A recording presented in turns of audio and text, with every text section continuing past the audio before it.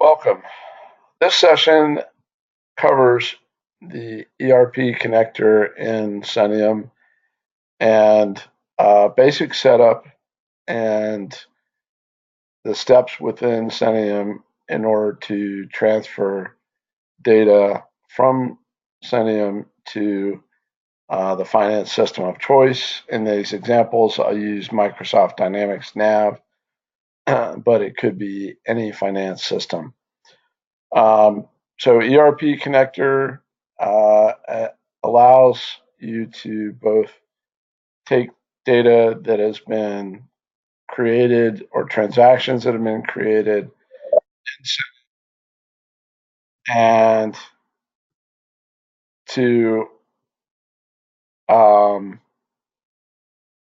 transfer that data to finance with additional reporting categories that you may want to use to create reports when you have the data in finance. So the first part of reporting categories is dimensions. These are essentially user-defined reporting categories. As you can see, I have several examples here in this list, and you can create unlimited dimensions or reporting categories within Cenium simply by clicking Add on the ribbon, specifying a name, a label, and then the source type. There are three available source types. The first is you can just specify a static value, so you always want department. Let's say you had a dimension called department, and you always wanted that department value to be 500. In that case, you would just specify 500 here. The other option is a transaction where you're pulling data from the transaction that occurs and using that to populate a dimension. So a good example of that, again, may be store. So you're selling something in a specific store and you want to capture that store number to be able to report on later. And then the final is you can set up a combination rule of multiple types of uh, rules in order to determine what the value should be that goes into the specific dimension. So an example of that, might be salesperson. So you might have detailed rules for which salesperson actually gets credit for a specific transaction. So that's a high-level view on dimensions. So I'm going to move now to how dimensions are actually set up so that they can be pulled into the detailed data for statements. To do that, we're going to move to the statements folder. And if you go down to detail statements templates, you see here I have 5 sets of transactions. I have transactions related to travel agents, related to homeowners, related to lodging, related to retail, and transactions related to revenue recognition. All activity that could occur in Cenium. So for each of these transaction types, you can set up the detailed transaction types within those categories, and you can capture up to 3 dimensions per transaction type. So for example, item sale, let's say I wanted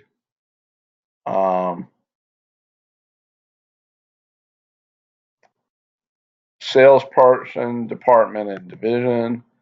And then for activity sales, I wanted to know what the store was and what the station was.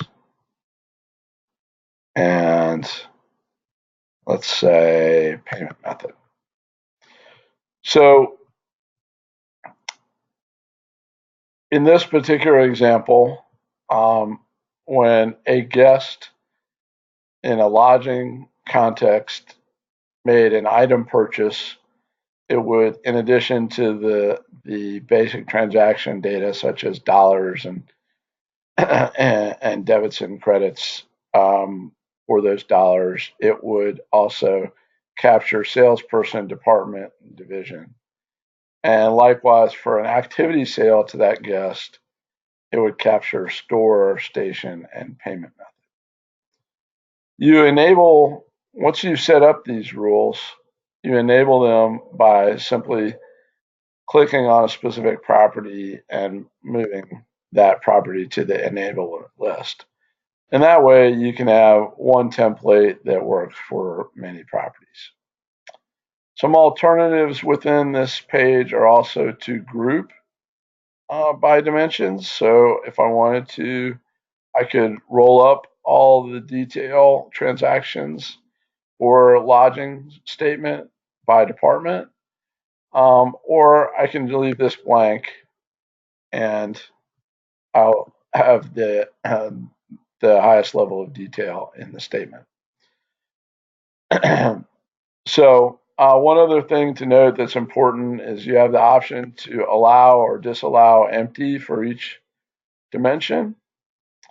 And what the reason that that's important is if you've set up the dimension to be transaction based and you don't have a default value, then and you don't specify allow empty, and let's say, for example, the salesperson isn't actually set up, that data would not be pulled in and you would get an error on that transaction.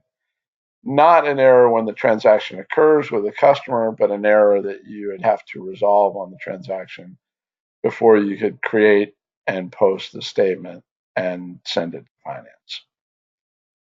So that is a high-level summary of creating and using dimensions within statements. Another important part of the setup is the general ledger accounts that get pulled into transactions. The upper portion of this page deals with what is being sold, and the bottom portion deals with the payment method that is being used to make the purchase. Again, these can be set up and enabled for multiple properties. So if you have multiple properties and you want to use the template for multiple properties, you simply have to move that property over to the enabled list. So let's take the top portion of this frame. The first 7 columns define what you're selling, and the remainder of the columns define the context in which it is being sold. And by that, I mean you can sell a combination or items, and the sale may occur at the time that the guest is an active guest, or you may be recognized wanting to make general ledger entries at the time they check out. It could be happening in the context of a retail sale, or homeowner specific transactions, revenue recognition specific transactions, or breakage specific transactions. So as I mentioned, these first 7 columns define what you're selling, and I'll create, and in the remainder, you enter the general ledger number that you would like to have the entry occur on when these items are sold. So, simple example, I just click add. When I click add, it creates a additional line in the table for me to fill in. So I'll say I'm going to create an entry for let's say, a HDMI cable. Pretty specific. And I want this to account the general ledger numbers I'm putting in to account for the sale. So I'm going to enter an account, and if the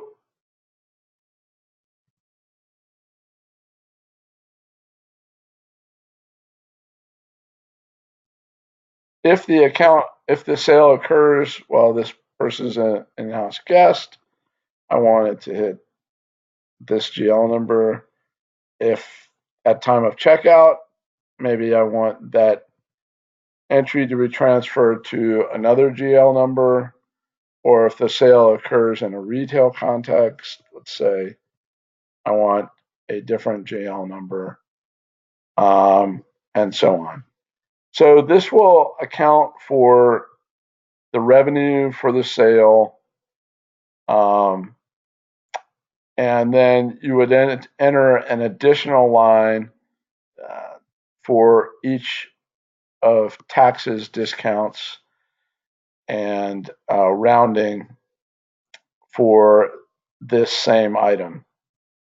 So the way that the table works is that if at the time of a sale it finds a line item for HDMI cable, it will use these general ledger numbers.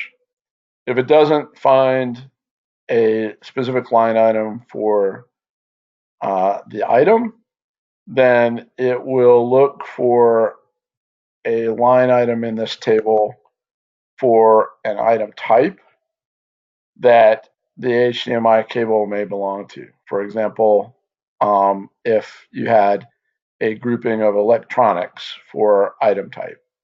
And as you can see, I have different accounting entries here set up for that type.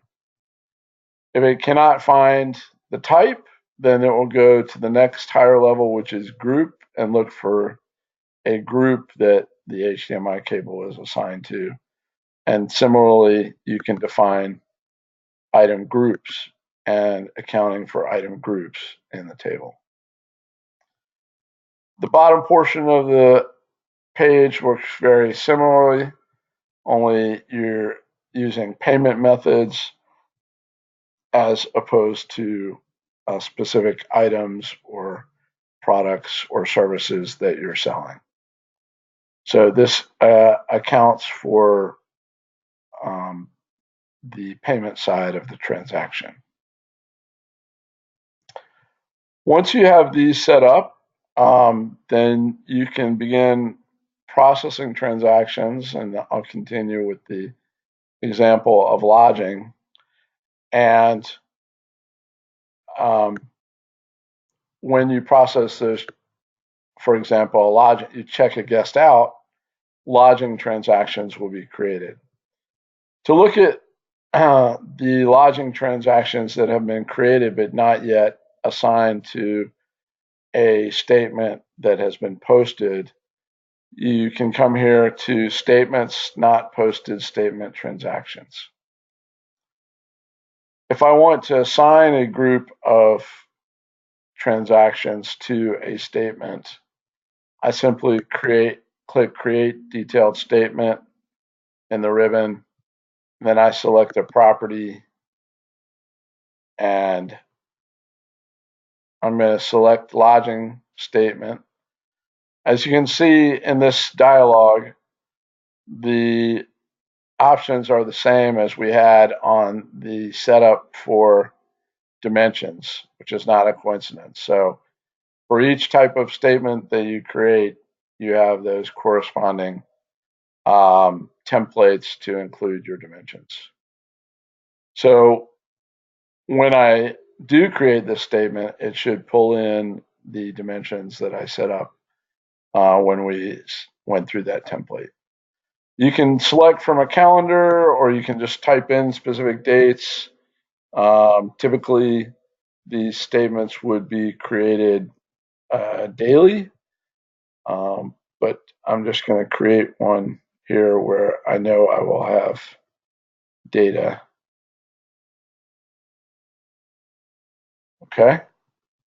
And then you simply click OK.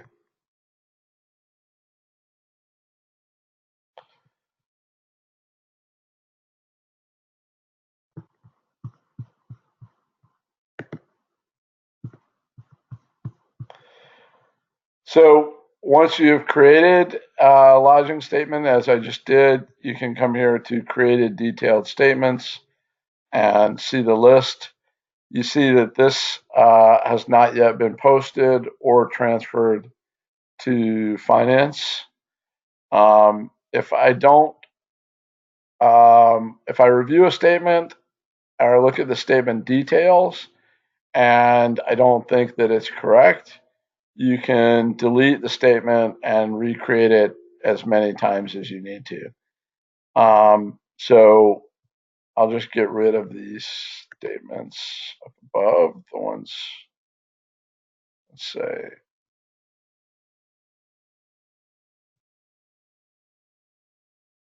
all right. So that brings us back to our lodging statement. To post this statement, I'm simply going to click post on the ribbon. And you can see here the flag changes to indicate when it was posted and who it was posted by. Once I've posted it, I can't make any further changes to it. The only option is to transfer that statement to finance. To view my posted detailed statements, I come here and you can see that all of these obviously have been posted, but many of them have not been transferred to finance. If I scroll down, you can see that some are checked as published, which indicates those have been transferred to finance.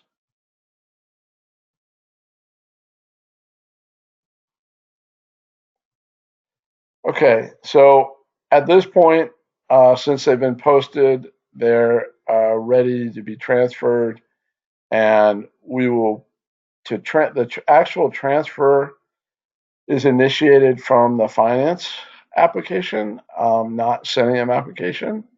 So I will go over that in detail in another session.